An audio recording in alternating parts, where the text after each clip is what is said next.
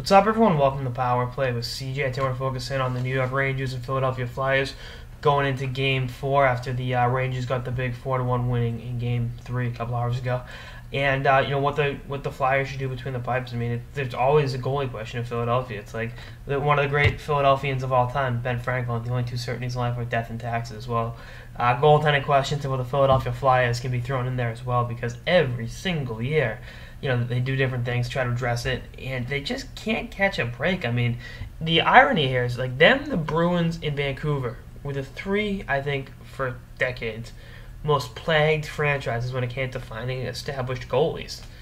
Vancouver found one in Luongo. Then they found two in Schneider. Then they don't have none, which, is an interesting math proposal. And then the Bruins had Tim Thomas fall to them like manna from heaven, as the free agent that had been turned down by a bunch of teams, and then they win the Stanley Cup with him, and then they have a goalie that wins the Calder Trophy miraculously, and then goes back to being garbage. They trade him for a top goalie prospect. It turns out to be Tuukka Rask, and they're going to be a legitimate contender with him between the pipes for a long, long time.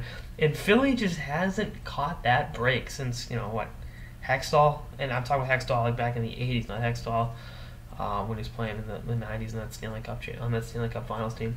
It was Roman Czechmanek, Boucher. They've had guys that they thought could be the one, and it's tough. And Emery gave up 4 goals on 20 shots the other night. It's not good enough.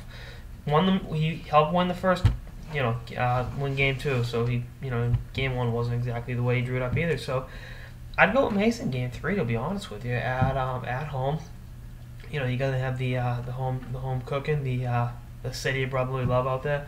And I think Mason's up to the challenge. Mason has played in the playoffs with Columbus before, way back when. Got torched by Detroit. And I'm not going to come around and say I'm bipolar with Mason. There are times I'm really high on him, but for the most part, I've been low on him. And I think he gives you a better chance to win this game in the series. You got to win Game 4 at home. Being 2-2, going back to the Garden for Game 5 gives you a better position than being down 3-1 because, it's tough. And a lot of the goaltending issues with Philly this year, both for Emery and Mason, have been the defense. They haven't had a solid number one defenseman, and that's the issue they're trying to address. And I don't fault the Flyers for doing that. I mean, Holmgren's doing everything he can to get that number one, stud defenseman. I mean, supposedly they called LA about Drew Doughty, and I think LA hung the phone up on them in record timing. But the goaltending in Philly is what it is, and hopefully for the sake of the Flyers fans, whoever starts Game 4 gives them a big performance and gives them a chance to win, because I think they're playing better than I thought they would against the Rangers, I should say. And, we'll see what happens with that. But, when you're opposing King Henrik, you need a hell of a performance to be our goalie to get a win. And, for Berube, if I'm Berube, I'd go Mason in Game 4. But we'll see what happens. Anyway, that's like this episode of the Power Play with CJ on the Philadelphia Flyers going into Game 4 and what they should do with their goaltending situation. Stay tuned for episodes throughout the playoffs and beyond. Later, guys.